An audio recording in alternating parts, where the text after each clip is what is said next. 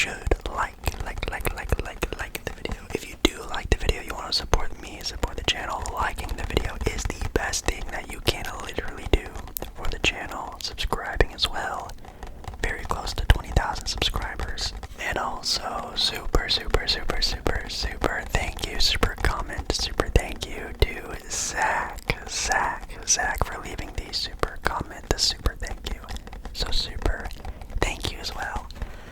Yeah, you guys have been going crazy with the support recently, and I love ya.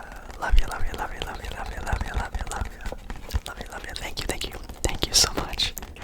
Yesterday, we did a Monday night live stream, which, by the way, Monday nights, I'm thinking every single Monday night I'll be doing an ASMR live stream. So from now on, Jake Baller is on a schedule. Monday night live streams every single Monday night around 7 o'clock Pacific Standard Time, 7 o'clock p.m. Pacific Standard Time. An ASMR live stream with your boy every single Monday night. So yeah, that's kind of exciting. But yes, basketball talking. That's tonight's video. So let us get started.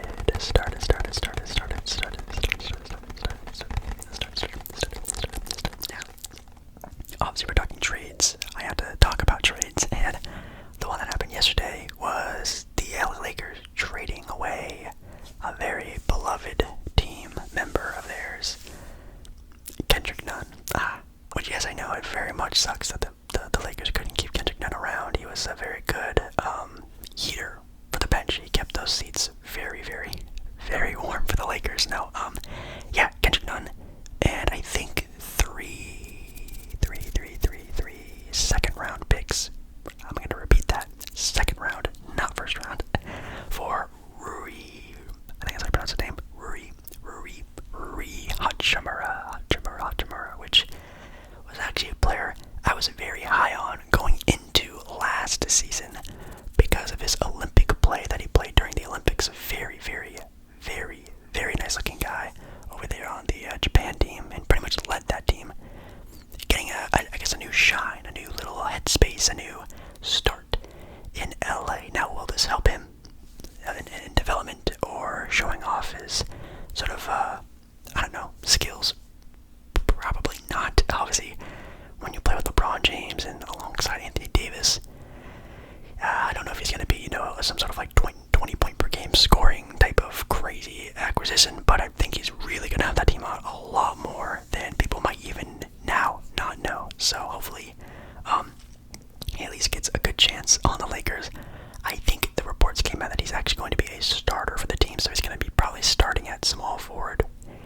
Maybe LeBron's playing power forward or more small forward, doesn't matter. LeBron and him are the forwards. AD starting at center, at least when AD is fully healthy. And then you still have obviously Lonnie Walker and Pat Bev when he's out there. So it's a very good acquisition. And obviously they still have Russell Westbrook. They have Reeves as well. Thomas Bryant has been playing a lot better. That team is finally starting to take some shape. And obviously in the standings they're not doing anything too crazy yet still, but I think this team maybe has one more trade up their sleeve. Rui Hachimura Lakers is a good piece for the now. It's a good piece for the future. I'm sure they're probably going to re-sign him for a cheaper contract because he's not having that great of a season, so it's the perfect time to sign him. For the rest of the league, nothing has really happened. I think there have been some very small signings and trades from around the league, but nothing to really report on, at least for me being a random ASMR, guy. But there are a lot of rumors and reports of what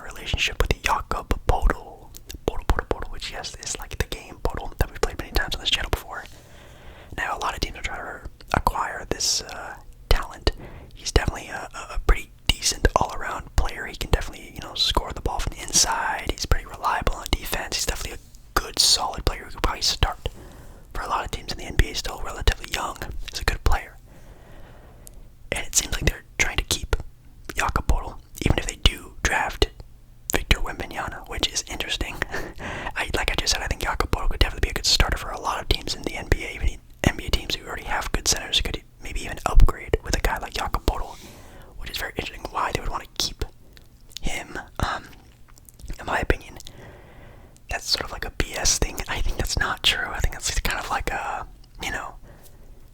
I don't know. They probably have a very high asking price for Jakob Poeltl, so this is like a little wink wink. The teams be like, oh, we want to keep this guy, but I guess we'll listen to your offer type of thing. You know what I mean? They just want to get the most value out of this kid, because if they do get Victor Wembanyama is obviously going to start, and he's going to get all the minutes he wants. So Jakob is going to be seeing the court a lot, which is very unfair to him.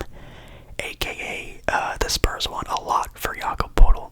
That's just my own opinion. D'Angelo Russell on the Minnesota Timberwolves is another player they list here for sort of the trade watch, and the team they actually have listed here for trade watch are the Miami Heat. The Miami Heat acquire D'Angelo Russell scenario. I would really like that idea. Now I'm assuming this would probably be like a trade with Lowry for D'Angelo, kind of like a straight up trade, which would be interesting, of course, obviously with the Timberwolves already having Rudy Gobert, Anthony Edwards, Karl Towns. I don't know if he's back healthy yet or not, but then also adding in Kyle Lowry, maybe a more reliable-esque type of point guard, definitely a pass-first point guard compared to D'Angelo, who's just a scoring god, at least when he tries to be. Again, one of my favorite low-key underrated players, but definitely this year, not only has been playing really bad, I wouldn't even say he's like a underrated player. He's just not playing great this year, but I think this is actually a pretty good move for the Miami Heat. Obviously, if Kyle Lowry was like 4 or 5 years younger, I think this would have been an amazing pickup for the Raptors, for the Miami Heat. And I don't really know why they even went for Lowry in the first place. I guess last year would have been good for Lowry. Again, could have stayed healthy, and he couldn't. And this year, he also can't really stay all that healthy. So, really a tough pickup when it comes to that scenario. But I mean, hey, if you can get D'Angelo or just at least any upgrade to that guard position would be great. Of course, we know Miami definitely needs to deepen that team a lot more if they want to become competitive. Obviously, their big three with Jimmy, Hero, and Bam is an amazing big three. It's the rest of the Miami Heat that are really bringing this team down, and I think they have had good success on having some good bench play or reserve play or rotation players, but I think they definitely need some more help. So if they can somehow get Russell without giving up too much, just adding to the team is definitely what this team needs to do. Ooh, and another one that a lot of people always ask me about is John Collins and the Atlanta Hawks. Oh my goodness, John Collins. At one point in time, definitely was sort of on the rise as being considered almost in consideration for the top tier power forwards in the NBA today. Now it's just looking like a bona fide role player who's getting paid, and at least that's what it seems like everyone else is seeing as well. Now the 25-year-old is averaging 13 points and shooting 23% from 3, a career worst. That is pretty bad. His shot attempts have decreased each year for the past 4 years, and that's definitely not very good for especially a young player. Now if this was an older player, you'd say, oh, he's just declining. This is a guy who's technically in his peak. This is his peak physical, his peak mental. Like, this is going to be, if you haven't peaked yet at 25 in the NBA, or at least getting into your peak, that's really telling you something. And 13 points is solid, and I do think John Collins can play basketball. I think he's bad, but should he get paid $100 million? No. 60? No. Or somewhere around probably 10 mil a year. Maybe. Especially if you're playing with this sort of effort and energy and really looking like this just is not a place you want to be at all. That's where it's going to really hurt, is his attitude. And I think John Collins and the Atlanta Hawks have kind of had a problem for the past couple years, and I think this is probably the end of the road. I think he definitely gets traded at least by the trade deadline, or at most the start of next season. If John Collins is still on this team, I will be the most surprised person in the world, because he definitely has talent. I think he just definitely needs a change of scenery. He hasn't been happy there for a while, and I don't know. It seems like he was going to be the perfect teammate next to Trae Young, and then now DeJounte Murray's here. Now he's even getting less and less touches, especially with sort of the up and up coming of DeAndre Hunter as an offensive player.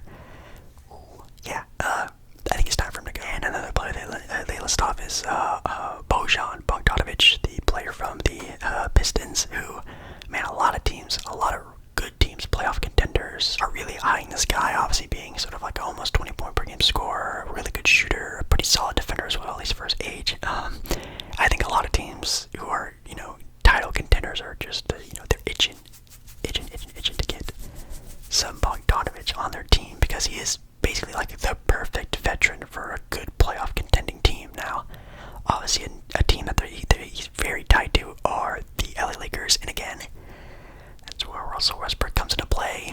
And obviously, if you can have Cade Cunningham learning from one of the best point guards in NBA history, Russell Westbrook, that's definitely a good player to sort of take under his wing in some sort of way. I think is a very good thing. Definitely getting sort of that Russell Westbrook sort of mindset I think would be a very good thing for Cade and Jaden Ivey and just that young squad in general, already full of very young and hungry, very fiery players. Learning with Russell Westbrook would be insane, and then maybe you throw in a first round pick, or dare I say 2 firsts? Probably not, but maybe a first round pick would be worth it. And then obviously the Lakers get back a great forward that could obviously either A, start the game, B, come off the bench, maybe Youre comes off the bench, maybe you do something there where you just add more depth to a team where you want a title in 2020 not only because of Anthony Davis and LeBron James' health, but the depth on that 2020 roster was insane. You need to get that back. This would be a way to do it. They also list off teams like the Milwaukee Bucks, the Portland Trail Blazers, which is interesting, the Phoenix Suns as well. There are a lot of teams who are either A, looking to upgrade, or B, just trying to, pack in as much talent as possible. So I think he definitely needs to leave. I think he will be traded by the trade deadline. He is way too good in his prime right now and doesn't have a long prime ahead of him. So he's really going to try to take this opportunity to the best of his ability and try to win a title with a really good team. In my opinion, it's probably going to be traded to a team that's a contender / just really looking to upgrade who are that good. Seems like there have been reports of the Toronto Raptors eyeing DeAndre Ayton in his own availability, which is a player we haven't heard a lot of recently. Now, obviously, with DeAndre Ayton and the Phoenix Suns, that's definitely a very tough conversation to have, and I like Ayton, obviously him being a player from Arizona, but man, is he, Arizona Wildcats, by the way, college basketball, but man, has he been struggling recently. Now, again, the last handful of games for the Phoenix Suns have definitely been a lot better. I think they actually just beat the Memphis Grizzlies not too long ago, who are in second place in the West. But it seems like that entire team is starting to mold a little bit better. They're starting to get a lot healthier, which is always great. And I still think, till this day, they have a shot now at winning the title. Probably not, but getting the Western Conference Finals, I think yes. The West is still wide open. There's no true dominant team. Well, the Denver Nuggets are playing dominant, but I wouldn't have them as a locked team, you know what I mean? So, if he went to Toronto, that would be interesting. Now, would you trade Ayton for Siakam?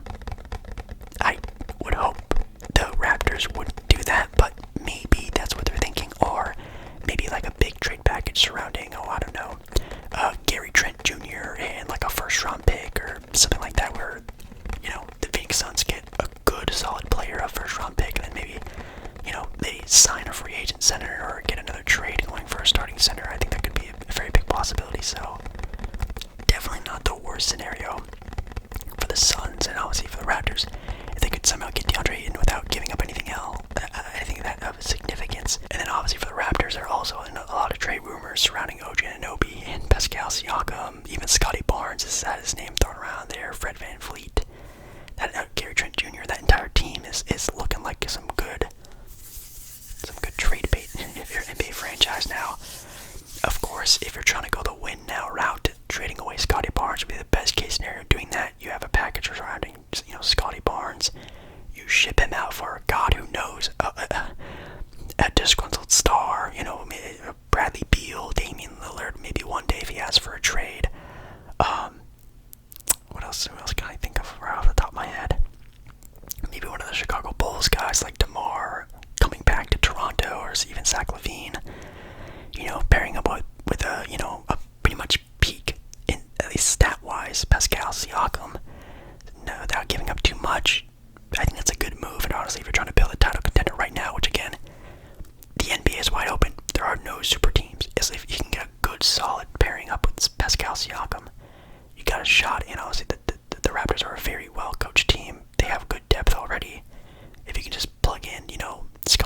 for X player. That's a pretty good swap in my opinion. Or you go the other hand and you finally trade away Pascal Siakam and you really give this team a nice new rebuild. Now I do like Scottie Barnes a lot. I still have his rookie card sitting over there, and I think he still, has a lot to learn and still has a lot to go through because obviously his rookie year was amazing. Kind of having a sophomore slump as an NBA player, which happens a lot, but I think he's still going to turn out to be a great all-star one day. But I think trading away Siakam is also an option. Trading away Siakam for, a lot of first-round picks and a good young player or something like that, I think would be a very good option. So obviously the Raptors have are another team with a lot of players that have a lot of things to do. In my opinion, I think they should do a rebuild. I've been saying that for the past couple of years, that the Raptors, I think, sort of accelerated their rebuilding process a little too fast, and they definitely should have, traded Pascal once they hit that wall on that full rebuild, once they drafted Scottie Barnes, a player who plays a lot like Pascal Siakam, who plays the same position as Pascal Siakam. Literally made zero sense to keep one of them, so I guess they still have a decision to make sometime soon. Oh my god, don't even get me started with OG Anunoby. Oh my god. Apparently the Raptors are asking for 2 to 3 first-round picks for OG Anunoby. 2 to 3 first-round picks. Like, I get it, he's really good. He's one of the best perimeter defenders. He's a defensive player of the year candidate guy, but 2 to 3 first-round picks plus probably young assets. Okay, Toronto. They have another article talking about the Mavericks needing help. I think that the Zach LaVine train is still in motion. I think that's still a very big possibility, or even DeMar DeRozan. I think getting either one of those Chicago guys to Dallas would be amazing. Dallas would just have to obviously trade like a first or two, probably 2, and then maybe you give up like a Davis Bertans or Tim Hardaway Jr., which would suck a lot, but you probably would have to give up one of those sort of guys that just make a lot of money on that team just to make the contracts work. But I don't know, man. If either DeMar or Zach just say, hey, I want to play in Dallas, I want to play with Luka, please trade me to Dallas, I think they would probably respect it enough to do that and just make whatever trade happen. The Bulls start a new rebuild or do something different, I don't know, but that's a big option. Or heck, even Siakam to the Dallas Mavericks. I think that could be pretty insane, but I think the Mavericks are still good enough this year to just keep the team how it is and just wait till next offseason. I said this before in a video talking about the Mavericks. They're kind of stuck because they don't have assets and they don't really have a lot of cap space yet to make some big moves. I think not this upcoming offseason, this next offseason, like the 2024-25, that offseason, there's going to be some big names in free agency. They'll have a lot more cap space. Give it like another year and a half of this sort of like mid-tier lineup with obviously good enough to make the Western Conference Finals when you have Luka Doncic.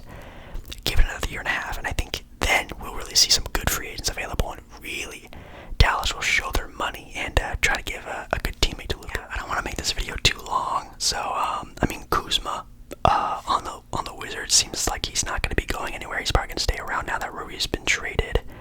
But the Chicago Bulls, that has gone kind of dead silence. They haven't really talked a lot about the either trading of DeMar or LaVine. That's why I'm not really talking about it, because no one or anything has really been talked about recently when talked about trading with those guys. Anything else I can look at that shows anything different? No, I think that's sort of like the latest in NBA trade buzz. I think, of course, like Bogdanovic is for sure on the hot seat for sure to be traded soon. Russell, I think for sure someone on the Raptors has to go. It's going to be probably one of the bigger guys like Scottie or Siakam. I don't think OG goes anywhere. They're asking price for OG is insane. Jakob Poeltl probably does get traded, but it's probably going to be an overbuy or an oversell, wherever you want to see, for wherever it gets him. And then also John Collins, I think, is probably most likely gone, if not definitely by this offseason. But yeah, guys, that is going to be it for me. Hopefully you guys enjoyed this little like whispered ramble on some NBA, trade talk. It's been a lot of fun. Again, make sure you guys check out my Monday night streams. Every single Monday I'm doing a live stream. I pretty much just talk to chat, do some triggers. It's all whispering. Sometimes I do soft spoken, but yeah, it's a lot of fun. So make sure you check out those Monday night streams. Make sure you check out last night's video. One of that I've ever made